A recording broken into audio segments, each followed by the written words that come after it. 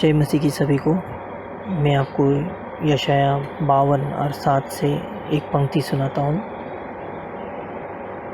पहाड़ों पर उसके पाँव सुहावने हैं, जो शुभ समाचार लाता है, जो शांति की बातें सुनाता है, शुभ समाचार और उद्धार का संदेश देता है, जो सियों से कहता है तेरा परमेश्वर राज्य करता है।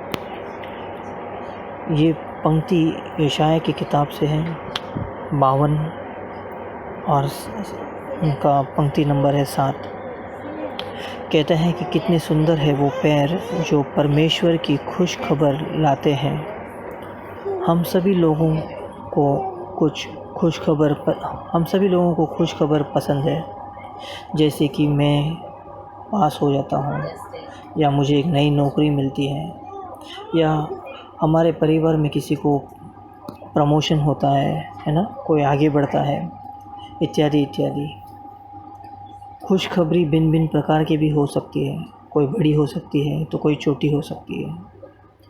ये इस किताब के अंदर हम दूसरा इतिहास आद्य 28 से लेकर 30 तक में हमने यहाँ पे 2 राजाओं के बारे में देखा है। उनके 2 राजाओं के बारे में मैं जिक्र करना चाहता हूँ। एक राजा था राजा अहज, जो बहुत ही ख़राब राजा था। उन्होंने बाल देवताओं की मूर्तियाँ बनाई, उन्होंने हिनोम के देवताओं को धूप जलाया और अपने बच्चों को उन्होंने आग में डाला। बड़े बड़े ऊंचे स्थानों पर उन्होंने धूप जलाया, और इसीलिए यहोवा परमेश्वर ने राजा अहज को अरमिया के राजा को सौंप दिया, और उस राजा ने राजा अहज को हराया और बहुत से लोगों को बंधुआ बनाकर दमिश्क ले गया। अब ये राजा अहज कलेश के समय में यहोवा के पास जाने के बजाय उन्होंने विश्वासघात किया, और राजा अहज ने दमिश्क के देवताओं के लिए जिन्होंने उसे हराया था उसे बलि चढ़ाई, क्योंकि उन्होंने सोचा कि अरमी राजाओं का देवताओं ने उसकी सहायता की है, तो मैं उनके लिए अगर बलि चढ़ाऊँगा तो वो मेरी भी सहायता करेगा। परंतु यह उसका वहम था, और ये उसके लिए और इज़राइल के पतन का कारण हुए। और इस प्रकार यहोवा परमेश्वर बहुत नाराज़ हो गए राजा अहज से। और जब राजा अहज गुज़र गए, तब उनका बेटा हिजकिय्या ने राज्य को संभाला। यहाँ पे हम देखते हैं कि उनका ही बेटा एक राज्य को संभालते हैं, जो उसके पिताजी बराबर से ना संभाल पाए। और यहाँ पे हम देखते हैं कि जैसे राजा हिजकिय्या राज्य को संभाला, उन्होंने सबसे पहले ही साल के अंदर उन्होंने मंदिर के द्वार को खोला, जो उनके पिताजी ने बंद किया था, उन्होंने खोला और उनकी मरम्मत भी करवाई। उन्होंने याजक और लेवी को भी मंदिर में लाया, और उन्होंने सभी को पवित्र होने को कहा, क्योंकि हमारी पुरखों ने विश्वासघात किया है, तो यहोवा के नज़र में बुरा है, और यहोवा ने हम पर से अपनी मुँह फेर लिया है। इसलिए यहोवा का क्रोध हम पर गिरा है, और हमारे पिता तलवार से मारे गए, और हमारे बेटे बेटियां और स्त्रियां बंधुआ बना ले चली गई है।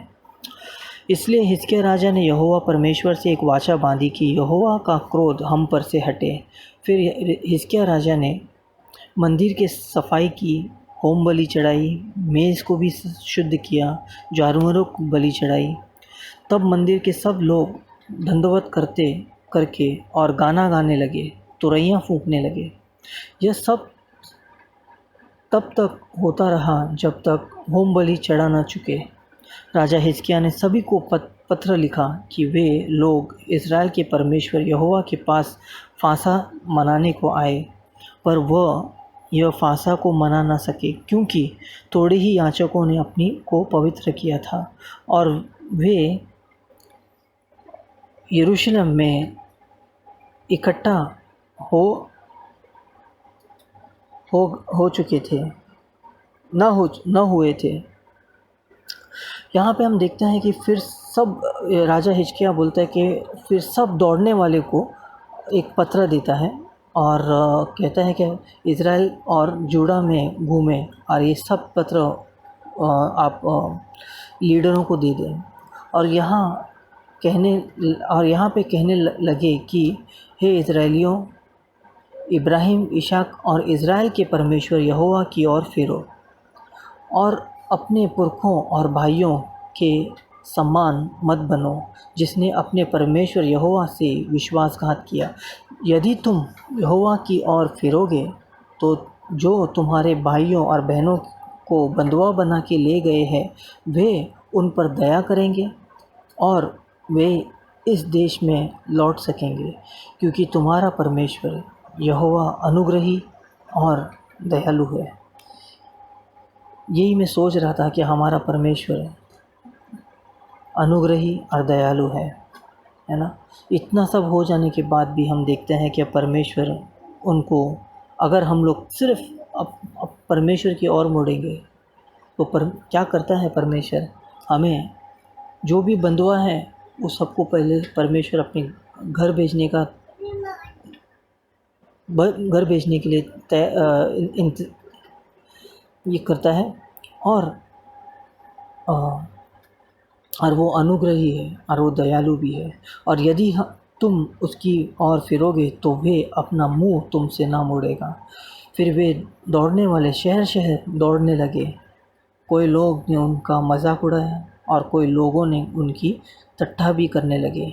लेकिन आशेर, मनासा और ज़बूलून जैसे लोगों ने दीन होकर यरूशलेम को आए। हम देखते हैं नए नियम के अंदर भी जब यूहन्ना बपतिस्मा जेल में डाला गया था तब यीशु मसीह ने ही यशायाह की किताब से ही ये कहा, जो लोग अंधकार में बैठे थे उन्होंने बड़ी ज्योति देखी, और जो मृत्यु के देश और छाया में बैठे थे उन पर ज्योति चमकी। यीशु ने कहा कि अपना मन फिराओ, क्योंकि स्वर्ग का राज्य निकट आया है। आमीन।